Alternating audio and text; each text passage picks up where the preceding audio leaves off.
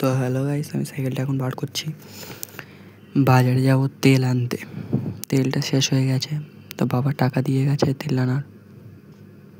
আমি এখন তেলটা আনতে যাচ্ছি।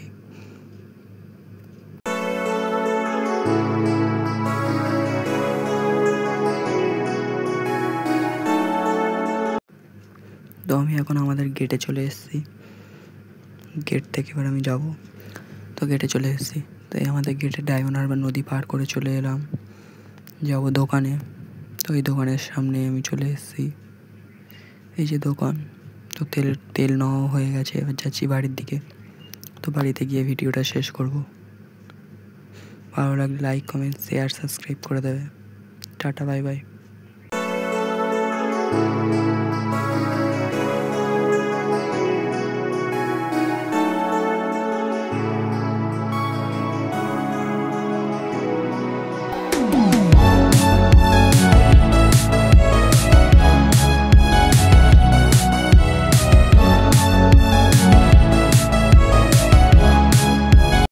তো আমি বাড়িতে চলে এসে সাইকেলটা রাখছি।